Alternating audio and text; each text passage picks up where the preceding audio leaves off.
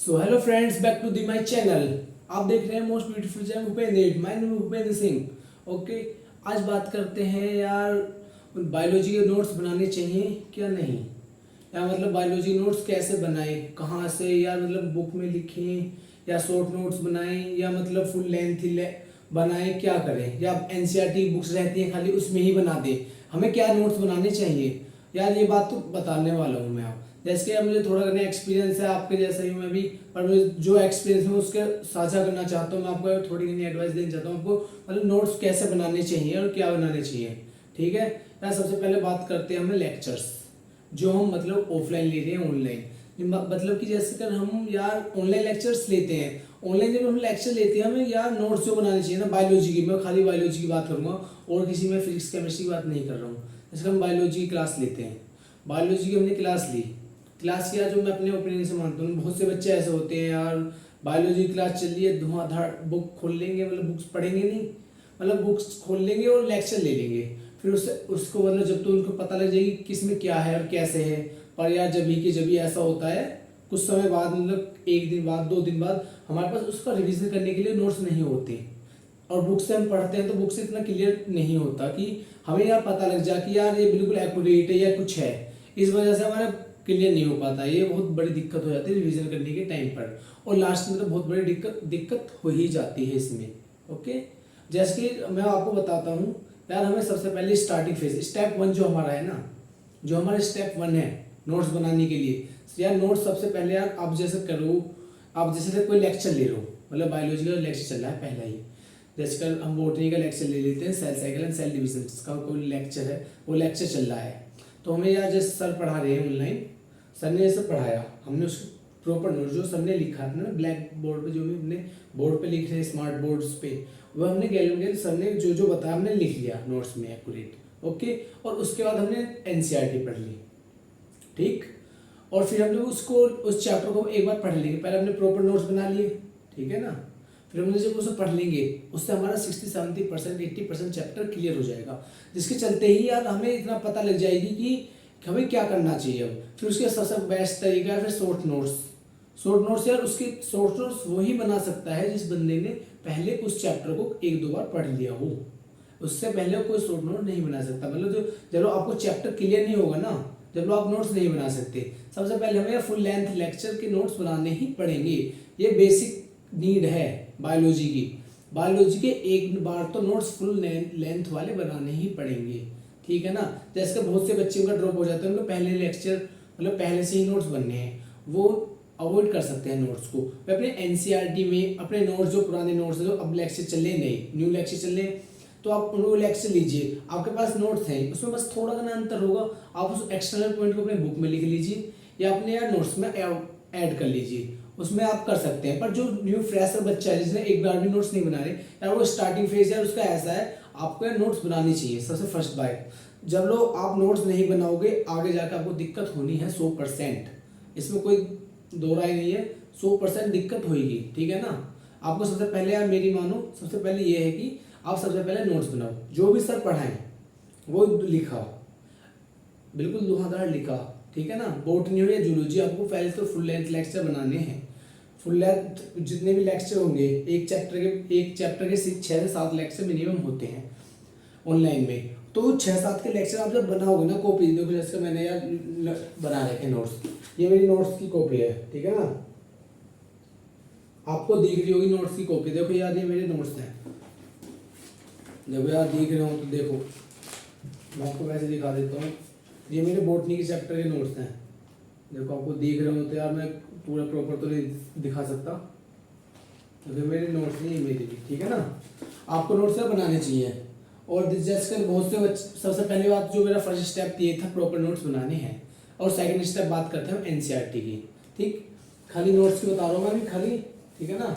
Second बात ये है, जिसका ये हमारी बुक है, ये मेरे पास 12th की है और ये मेरे पास यार 11th की बुक है, ठीक है, ये एनसीईआरटी की बुक है। ओके, आप चाहें तो यार ऐसे भी कर सकते हैं, जैसे आप जैसे कोई भी चैप्टर पढ़ रहे हैं, एज्यूम दैट करते हैं आप कोई सा भी चैप्टर पढ़ रहे हैं, आपने जूलॉजी का चैप्टर करा breathing and exchange of gases का, ठीक है ना, तो आप इसके साथ ऐसे कर सकते हैं, जैसे ये डायग्राम है, आपको यार मुझे समझ नहीं आ रहा, आपको दिख रहा है नहीं दिख रहा, क्योंकि कैमरा क्वालिटी इतनी अच्छी नहीं है।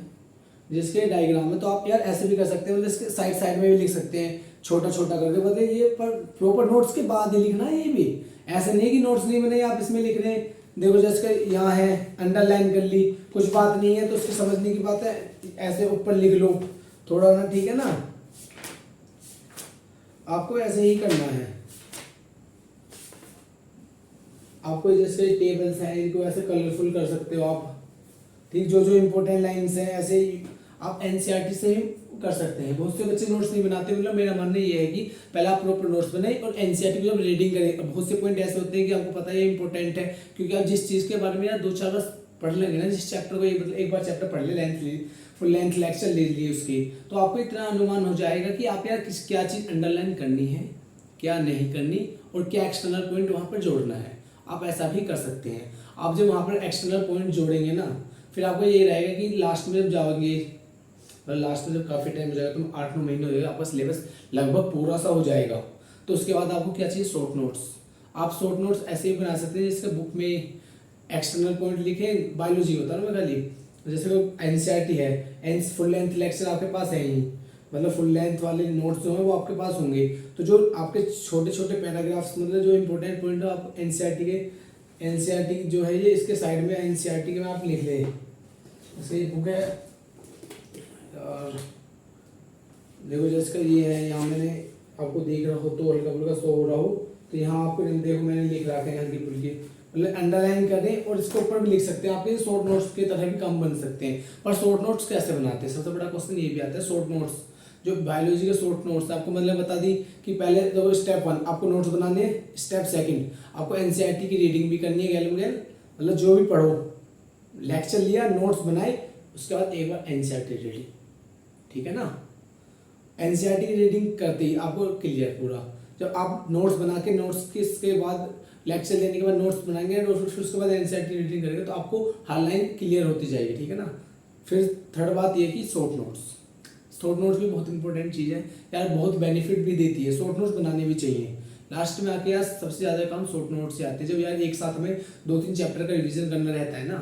फुल लेंथ लेक्चर वाले जो उनसे नोट्स रहते हैं फुल लेंथ वाले, क्योंकि वो काफ़ी लेंथी हो जाते हैं, जिसके चलते हम उन्हें एक बार में पढ़ेंगे तो यार एक दिन नहीं लग जाता, मतलब 2 चैप्टर आपने बायोलॉजी के भी पढ़े ना पूरे दिन में, तो बहुत बड़ी बात हो जाएगी। तो इसलिए शॉर्ट नोट्स बहुत जगह काम भी आते हैं। जैसे आप जब किसी चैप्टर को पढ़ लोगे तो उसे ना, उसके जो शॉर्ट नोट्स आप पता लग जाएगी यार इस चैप्टर में ये लाइन इंपॉर्टेंट है। जब आप उसे किसी छोटे से पेज पर लिख लोगे, आपने लिखा, जैसे कोई भी चैप्टर है एनीवन, चलो जूलॉजी का ब्रीथिंग वाला ही सोचो, आपने ब्रीथिंग वाला है तो आपने सोचा कि रेस्पिरेटरी ऑर्गन यहाँ से ऐसे, यहाँ से ये जाएगा, जो एक्सचेंज ऑफ गैसेस क्या है, एल्वेलाई, ये हमने पॉइंट लिख लिया। मतलब शॉर्ट नोट्स में ऐसे लिखते हैं छोटी छोटी चीज़, ओके। और जब आप लिख लोगे वो शॉर्ट नोट्स आपके किसी भी चैप्टर के मिनिमम 1 से 2 पेज या 3 पेज लास्ट में आपका सारा ही चैप्टर आपका आ जाएगा। और जब आपका आ जाएगा तो लास्ट में जब रिवीजन का टाइम आएगा ना, उसमें आपको बहुत बेनिफिट होएगा। बेनिफिट ये है कि जब यार आपको दिन में 2-3 दिन लास्ट में जब चैप्टर करने होते हैं, आप 2-3 चैप्टर के 2-3 पेज के उनके नोट्स होंगे, तो आप बहुत प्यार के साथ उन नोट्स को पढ़ के अपना मतलब कि सब समझ में आ जाएगा। उसके बाद एनसीईआरटी रीडिंग तो ये तो सबकी चीज़ है, ये आपको करनी ही चाहिए। एनसीईआरटी के बिना सर भी, जो इतने भी सर हैं हमारे, सब ये ऐसे ही बोलते हैं कि एनसीईआरटी के बिना सिलेक्शन नहीं है। और पर जो हमारे सर से इतने बेस्ट है कि अपने सारी एनसीईआरटी की लाइन अपने नोट्स में ही इंक्लूड करा देते हैं, ठीक है ना। नोट्स से मैं नहीं कहूँगा सिलेक्शन हो जाएगा, नोट्स से हो जाएगा सिलेक्शन, ये भी है, पर एनसीईआरटी पढ़नी चाहिए क्योंकि एनसीईआरटी लाइन टू लाइन आ जाता है। और आपको थोड़ा अगर किसी को या दिक्कत है तो मुझे कमेंट करके बता सकता है भाई, कोई भी कुछ क्वेश्चन किसी को कुछ हो भी मन में डाउट कोई सा भी आ सकता है, तो मुझे कमेंट करे और मैं उसका रिप्लाई 100% करूँगा, ओके ना। और बात ये भी है कि यार नोट्स बनाने तो पड़ेंगे ही, ठीक है ना। नोट्स बिना बनाए काम नहीं चलेगा, क्योंकि बिना नोट्स के आगे जाकर तुम्हारा दिमाग में कुछ नहीं बढ़ेगा। नोट्स बनाओगे तो आपका हैंड प्रैक्टिस होएगी, हैंड से जब आप लिखोगे ना अपने हाथ, और रिटर्न अपने यार अपने हाथ के बनाना। कभी यार सोचो कहीं से कॉपी कर लिया किसी ने, भैया के बनाए, भैया के बहुत बढ़िया नोट्स थे, हमने पढ़े नहीं पर बढ़िया थे, पता है भैया का सिलेक्शन हो गया, नोट्स बढ़िया थे, और उसी की हमने फोटो कॉपी करा ली। यार बिल्कुल कामयाब नहीं है ये चीज़, सच बता रहा हूँ।